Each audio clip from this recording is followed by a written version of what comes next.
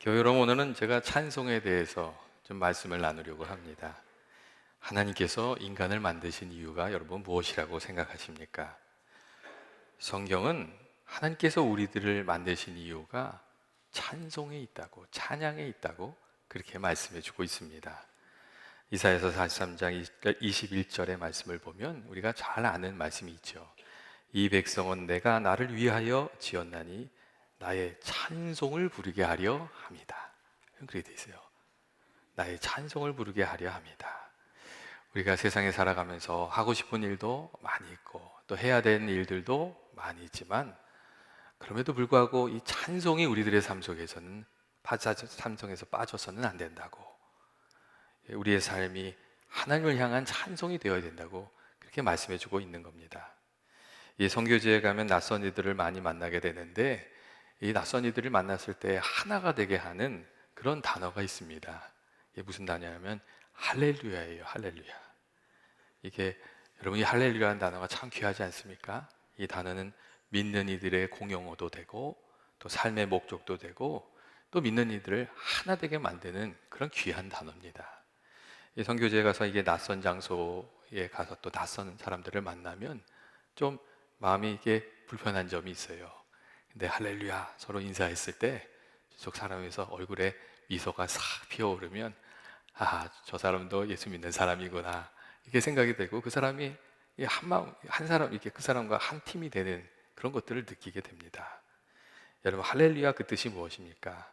그것은 하나님을 찬송하라는, 하나님의 이름을 높이라는 그런 뜻입니다. 나를 높이는 것이 아니라 하나님을 높이고, 하나님이 만들어 놓으신 것들을 높이는 게 아니라 그 모든 것을 창조하시고 다스리시는 하나님을 높이라는 말이 할렐루야라는 단어입니다. 이 할렐루야는 하나님을 이 찬송하는 것은 사실 모든 이들의 인생의 목표이고 감당해야 될 사명이기도 합니다. 이 상황이 어떠하든 형편이 어떠하든 우리 믿는 이들은 할렐루야로 그 일들을 다 마칠 수 있으면 이게 너무 좋겠습니다. 하루 일과를 다 마치고 하루 살아온 삶을 이렇게 생각하면서 하나님한테 할렐루야 하고 마치게 되면 얼마나 좋겠어요. 우리에게 주신 일들이 있는데 그 일을 다 마치고 할렐루야 그렇게 하는 거죠. 그리고 우리 인생의 길을 다 마치고 마지막 자리에서도 할렐루야 이렇게 하고 하나님을 만날 수가 있다면 우리들의 삶의 목적을 다 이룬 것이라고 이런 말씀드릴 수가 있습니다. 그런데 현실적으로 우리가 살아갈 때 하나님을 찬양하는 것이 그렇게 쉽지만은 않습니다. 마음으로는, 생각으로는 찬양하면서 살아야지 그렇게 생각하면서 살지만 이 현실을 보면 그렇지 않은 경우가 많은 거예요. 특별히 내 기대와 맞지 않는 현실이나 상황이나 내 마음을 힘들게 하는 일들을 맞이하게 되면 찬송하기보다 원망하면서 불평하면서 살아가게 되는 때가 많습니다. 그리고 또 그런 불평의 원망에 사로잡혀서, 근심에 사로잡혀서 찬송을 잃어버리게 되는 때도 있습니다. 그런데 찬송을 잃어버리게 되면 여러분 어떻게 되죠? 찬송 생활을 통해서 하나님과 동행하며 누리는 은혜를 다 잃어버리게 됩니다. 그리고 우리들의 영혼이 조금씩 힘을 잃고 시들어가게 되는 것이죠. 찬송 중에 하나님의 임재를 우리가 경험하면서 살면 그 가운데 기쁨이 솟아나오고 힘이 새어서 나오고 그 에너지가 나옵니다. 반면에 이 찬송을 잃어버리게 되면 우리들의 영혼이 힘을 잃고 마음이 메말라지고 여러분 나중엔 딱딱해져 버립니다. 이 찬송은 우리의 마음과 영혼을 지키는 방법이고 또 하나님 은혜 받는 방법입니다. 이 찬송이 참 중요하죠. 그래서 영국의 부흥을 이끌었던 요한 웨슬레 같은 분은 찬송을 무척 강조했습니다. 그리고 찬송을 부를 때 열정적으로 불러야 할 것을 강조해서 가르쳤어요.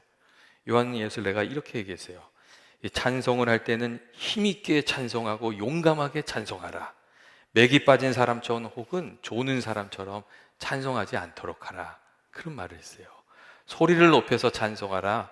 당신이 사탄의 노래를 부르는 것이 아니라면 당신의 그 노래 그 음성이나 곡조에 너무 두려워하지 말라. 다른 사람이 당신의 음성을 듣는 것을 수치스럽게 생각하지 말라고 그런 이야기를 해주었어요. 이 노래를 얼마나 잘하는가가 중요한 것이 아니라 마음을 다해서 하나님께 찬송하는 게 훨씬 중요한 것이라고. 그리고 그렇게 찬송하는 중에 주님을 만나고 주님의 능력을 힘입어서 살아가는 것이라고 그렇게 가르쳤습니다. 그리고 찬송 생활의 권능이라는 책을 쓴 멀린 캐더로스라는 목사님도 늘 찬송의 능력에 대해서 강조하면서 이제 이렇게 말씀을 전하고 그랬습니다. 사실 이분은 좀 자기 멋대로 젊었을 때는 사시는 분이었어요. 그래서 군대를 갔는데 군대에서 지내보니까 마음대로 못하잖아요. 그리고 군대를 막 탈영하기도 하고 잡혀서 감옥 생활을 하기도 하고, 그래도 또 나중에는 또 마음을 잡아서 군 생활을 또 잘 마쳤어요. 그리고서는 다 이제 할머니 집에 이제 군대를 마치고 가서 살게 되었는데, 이제 어느 날 예배 자리에 가게 된 거예요. 근데 예배 중에 갑자기 이분이 하나님의 음성을 들었어요. 너는 오늘 나를 믿기로 결심해야 된다고. 그렇지 않으면 너가 때를 놓치게 될 것이라고. 그런 이야기를 들었어요. 너무 깜짝 놀라서 이 멀린이 그날 주님을 영접하기로 하고 예수 믿는 사람이 되었어요. 그리고 이분이 찬송을, 노래를 좋아해서 찬송을 부르면서 살아가기 시작한 거예요. 그런데 찬송 생활을 하면서 살다가 은혜를 경험했어요. 이 자신의 마음이 조금씩 밝아져가고 과거에 자기를 얼검했던 나쁜 습관도 이겨내게 되고 찬송 가운데 은혜를 받으면서 삶이 변하게 된 거예요. 그래서 나중에 자신이 예수 믿고 경험한 것들을 나누기 위해서 군대로 다시 들어갑니다. 군대에 이번에 들어갈 때는 군대에 있는 목사님으로 들어가게 되세요. 그리고 이 찬송 생활을 또 가르치기 시작하셨어요. 그리고 나중에 2권의 책을 썼는데, 한 권은 이 감옥 생활에서 찬송 생활로라는 제목을 가진 책이에요. 예수 믿기 전에는 내 삶에 얼거매는 것이 많았는데 예수 믿고 내가 하나님 찬송하는 삶이 되었다는 그 자신의 삶을 간증하기 위해서 감옥 생활에서 찬송 생활로라는 책을 썼고, 그리고 2번째 책을 썼는데 찬송 생활의 권능이라는 책을 쓰게 되었어요. 읽어보면요, 우리가 다 아는 내용들이에요. 근데 그 목사님이 강조하고 있던 거예요. 찬송으로 이게 찬송 생활을 하다 보면 주님이 주시는 은혜가 있는 거라고, 찬송 가운데 하나님을 만나는 것이라고, 그 메시지가 거기 있습니다. 그리고 이 2 책을 통해서 많은 이들이 찬송에 관심을 가지게 되고 또 찬송하는 중에 은혜도 경험하게 되고 그렇게 되었습니다. 여러분, 우리가 같이 읽은 오늘의 말씀도 이 찬송 생활의 이 찬송 가운데 있는 하나님의 능력에 대해서 우리에게 말해주고 있습니다. 먼저 오늘 말씀은 찬송이 하나님과 함께하는 방법이고, 찬송을 부를 때에 우리들의 삶 속에 여러 가지 어려움이 있어도 그 어려움을 넉넉히 이기게 되는 것이라고 그 얘기를 해주고 있습니다. 사도 바울과 실라가 여러분 어떤 일을 당했습니까? 그들이 빌립보에 가가지고 복음을 전하다가 정말 억울한 일을 당했어요. 이 귀신 들리는 여종을 고쳐주었는데 그것 때문에 어려움을 당했어요. 억울하게 감옥에 매를 맞고 감옥에 던져진 거예요. 여러분, 진짜 억울한 일 한번 당해보세요. 그 마음이 어떨 것 같으세요? 진짜 막 열불이 나는 거죠. 정말 내가 억울하게 잘못해서 벌을 받는 것도 아니고 억울하게 매를 맞고 감옥에 던져졌다고 생각해 보세요. 참을 수가 없는 거죠. 그 마음이 얼마나 힘들겠어요. 그런데 너무나도 놀랍게 사도 바울과 실라는 그렇지 않았어요. 그들은 그 안에서 막 분노를 쏟아내는 것이 아니라 하나님을 향한 찬송을 드렸어요. 그리고 찬송을 드리는 중에 그들은 믿음을 지키고 하나님께 영광 돌리고 그 마음을 지키면서 그것을 그 감옥 가운데에서도 하나님의 은혜를 누리고 있었어요.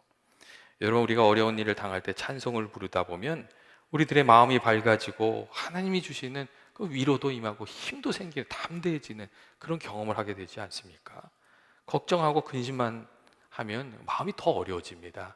근데 찬송하고 힘을 내서 하나님께 이렇게 나아가서 찬송하다 보면 하나님께서 함께 해주신 것도 알게 되고 또 이 어두운 마음을 이겨낼 수 있는 힘을 하나님께서 우리에게 베풀어 주십니다. 그래서 이사야서 61장 3절 말씀을 보면 이런 말씀이 있어요. 무릇 시온에서 슬퍼하는 자에게 화관을 주며 그 죄를 대신하여 기쁨의 기름으로 그 슬픔을 대신하고 찬송의 옷으로 그 근심을 대신하게 하시고 그들이 의의 나무 곧 여호와께서 심으신 영광을 나타낼 자라 일컬음을 받게 하려 하십니다 하는 그런 말씀이 있어요. 여러분, 시온에서 슬퍼하는 자에게 화관을 준다는 게 무슨 뜻이겠어요? 여러분, 우리가 근심과 걱정 가운데, 어려움 가운데 하나님께 나아가면, 예배의 자리로 나아가면 하나님께서 만나 주시고 그 슬픔을 위로해 주시고 기쁨으로 바꿔 주신다는 이야기예요. 그리고 찬송의 옷으로 그 근심을 대신하게 하신다는 게 무슨 뜻이겠어요? 우리 마음속에 근심과 걱정이 있고 힘든데 찬송을 부르다 보면 그 근심이 찬송으로 바뀌게 된다는 거예요. 그리고 그것을 이겨내게 해주신다는 거죠. 그리고 마지막에 뭐라고 얘기하시냐면 이렇게 얘기하세요. 여호와께서 심으신 그 영광을 나타낼 자라, 그런 얘기를 하세요. 우리가 찬송을 하나님께 드리다 보면 주님께서 은혜를 주셔서 주님의 영광을, 주님이 하신 일을 증거하면서 살아가는 삶이 되게 해주시는 거라고, 그렇게 말씀해주고 계시는 거예요. 여러분, 우리가 찬송할 때 힘있게 찬송하면 우리들의 영이 깨어나고 우리들에게 힘이 생기지 않습니까? 그리고 그 힘으로 어려움을 이겨나가도록 그렇게 하시는 겁니다. 여러분, 사실 우리가 부르는 많은 찬송이 고난의 시기에 만들어진 거예요. 고난 중에 하나님을 생각하면서 하나님의 능력을 고백하면서 이 지어진 찬송들이 참 많아요. 그리고 이 많은 사람들이 그 찬송을 하면서 하나님의 임재를 경험했어요. 찬송가 549장에 내 주여 뜻대로, 그 찬송이 있어요. 근데 이 찬송도 사실은 이 독일 목사님인데 슈멀크라는 목사님이 고난 중에 지으신 찬송이에요. 뜻하지 않은 화재로 인해서 자녀 둘을 다 잃어버렸어요.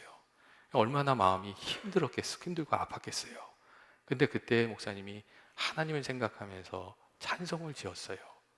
그때 이제, 그리고 그 찬송을 부르면서 그 어려운 시간을 이겨낸 거죠. 그래서 그 찬송가를 보면 가사가 이게 이런 가사가 있어요.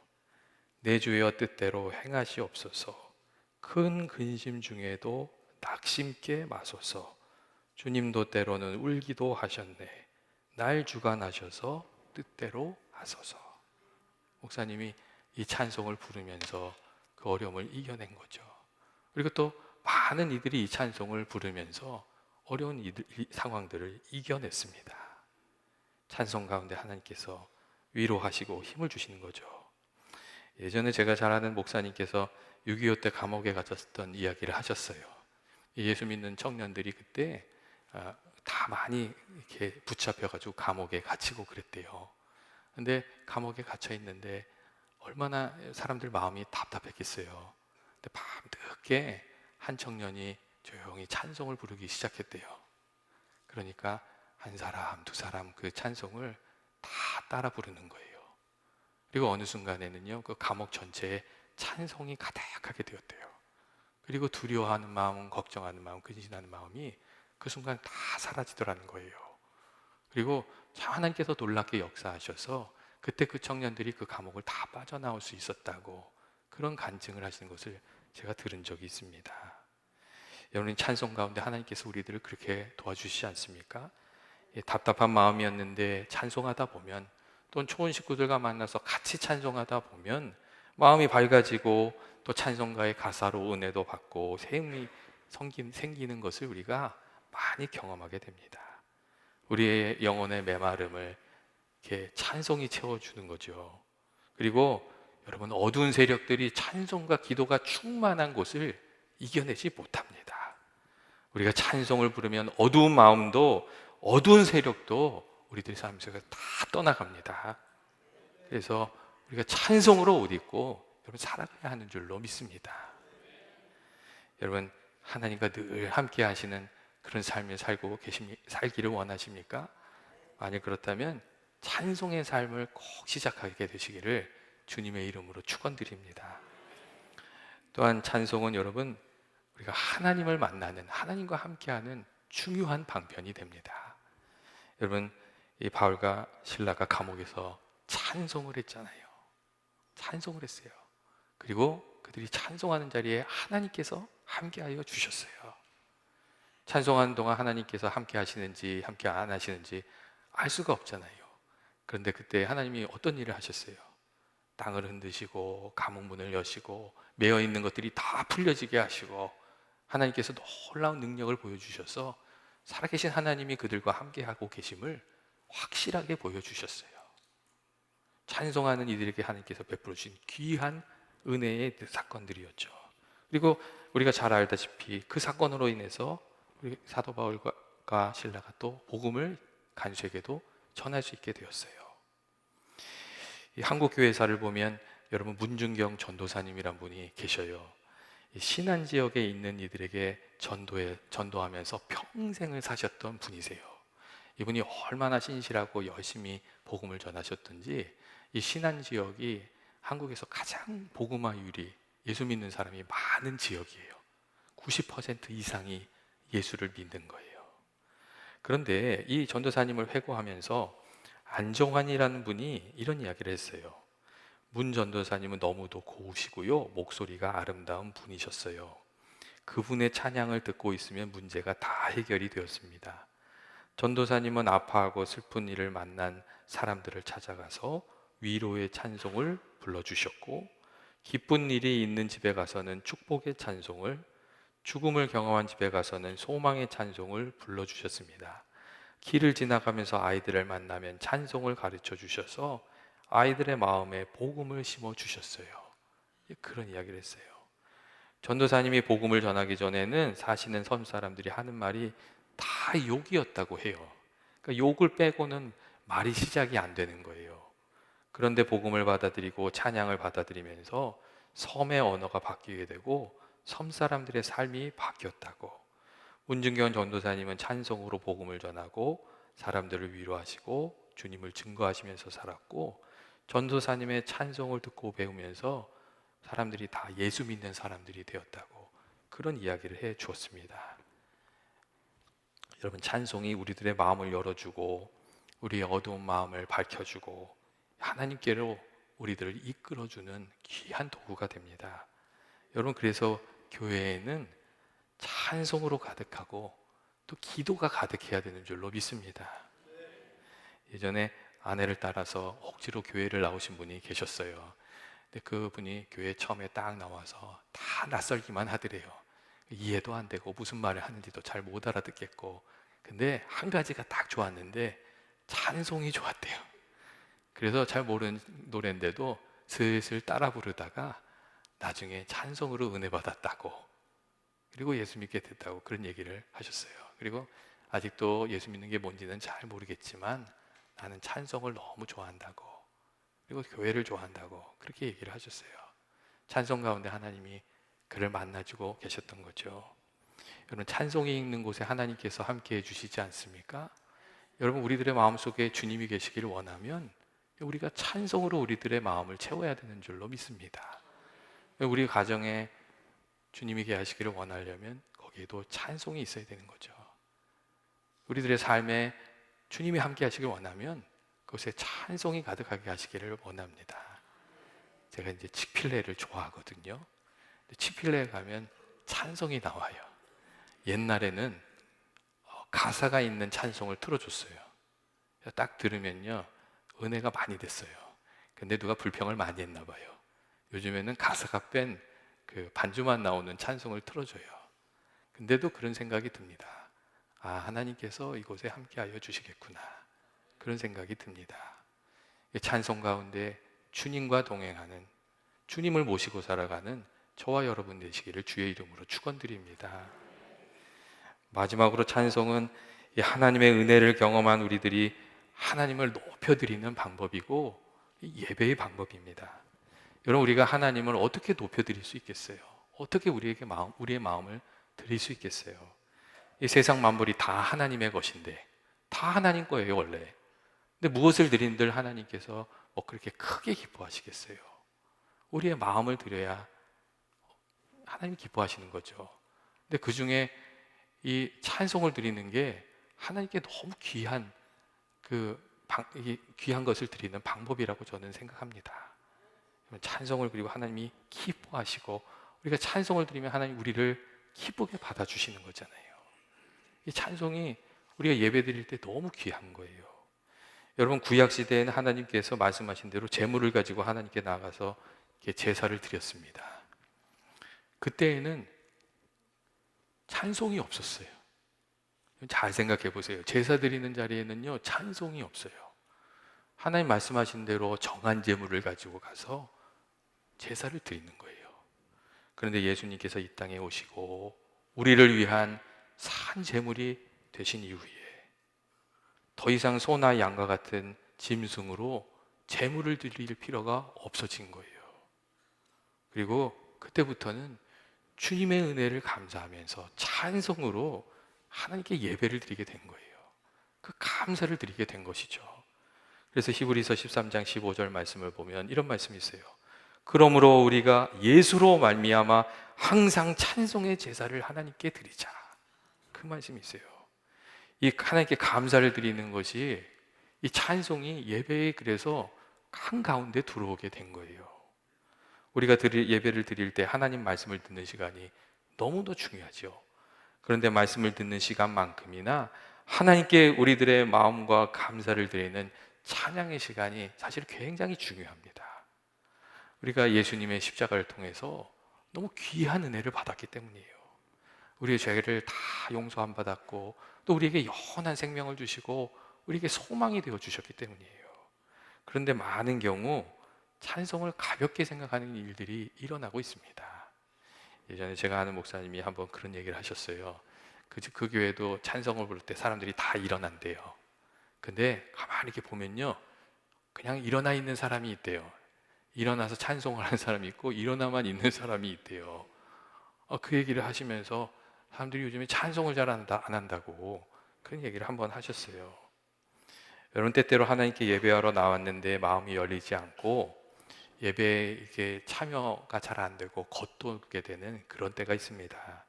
그런데 그런 때도 우리가 좀 의지를 일으켜서 입을 열어서 찬양을 드리기 시작하면 우리들의 마음이 변화되기 시작하고 어느 순간 진정한 예배자로 하나님 앞에 참여하게 되고 예배에 자리하게 됩니다. 그리고 찬송 중에 하나님께서 우리들의 마음도 만져주시고 우리의 인생의 무거운 짐도 좀 덜어주시고 또 하나님 붙들고 살아가도록 이렇게 해주시는 것도 우리가 알게 됩니다. 이 진정한 예배자로 찬송 중에 하나님을 만나게 되죠. 교회 여러분, 하나님께서 우리들의 입에 어떤 노래가 있는지 늘 큰 관심을 가지십니다. 그 노래가 또 무엇을 말하는지도 하나님 들으십니다. 만일 우리가 입으로 음란한 것들을 노래하거나 돈 타령을 하거나 미움을 노래하게 되면 하나님 너무 안타까워 하시는 거죠. 반면에 우리가 노래를 할 때에 하나님 찬송하고 하나님 은혜와 그 역사를 노래하게 된다면 하나님께서 크게 기뻐하시고 우리와 함께 해주신 줄로 믿습니다. 내가 어떤 삶을 살고 있는지, 내 영적인 상태가 어떤지 알고 싶으면 내가 어떤 노래를 마음에 품고 살아가는지를 살피면 됩니다. 내가 만일 외롭고 힘들면 외로움에 대한 노래가 있을 것이고, 또 절망하고 있으면 비관적이고 슬픈 노래가 흘러나올 것이고, 누군가를 짝사랑하고 있으면 또 거기에 대한 노래가 흘러나오는 것이죠. 근데 여러분, 정말 중요한 게 있어요. 그게 뭐냐면 우리가 마음속에 품고 부르는 찬송, 이 노래를 바꾸게 되면 우리들의 마음도 삶도 변화되게 된다는 거예요. 세상 노래를 부르면서 살면 세상으로 가지만 그것을 바로 바꾸어서 찬송으로 바꾸면 우리가 하나님께로 향하게 되는 것이죠. 그리고 우리가 하나님과 동행하는 삶을 살게 되는 것입니다. 여러분, 우리가 어떤 노래로 살아야 되겠습니까? 하나님을 향한 찬송으로 살아가게 되시길 원합니다. 시편 34편 1절 말씀을 보면 이런 말씀이 있어요. 내가 여호와를 항상 송축하며 그 송축함이 내 입에 계속 되리로다 하는 말씀이 있어요. 이 말은 하나님의 은혜를 너무나도 깊이 체험했던 다윗의 신앙 고백이에요. 하나님께서 어려움이 있을 때마다 다윗과 함께 해주셨던 거예요. 그래서 다윗이 시편을 많이, 하나님께 찬송하는 시편을 많이 지었잖아요. 그리고 얘기하는 거예요. 주를 송축하는 그 노래가 항상 내 입에 있을 것이라고, 찬송으로 살겠다고 그렇게 고백하고 있었습니다. 이 다윗의 고백처럼 저와 여러분의 입술에 하나님을 높이는, 그리고 하나님을 찬송하는 노래가 항상 있어서 주와 동행하는 삶, 주님께서 은혜 주시는 삶 살아가게 되기를 주님의 이름으로 축원드립니다. 같이 기도하시겠습니다. 사랑과 은혜가 많으신 하나님 아버지, 저희들을 예수 십자가의 보혈로 아버지 씻어주시고 하나님의 자녀 되어 하나님 은혜 가운데 살아가게 해주시니 감사합니다. 아버지, 그 은혜를 생각하며 주님을 늘 높이고 찬송하는 저희들이 되게 하여 주시고, 아버지 찬송 가운데 주님과 동행하는 저희들이 되게 하여 주옵소서. 그리고 찬송 가운데 주시는 주님의 능력을 힘입어서 아버지 세상의 거친 여러 가지 일들 넉넉히 이기면서 살아가는 저희들이 되게 하여 주옵소서. 예수님의 이름으로 기도합니다. 아멘.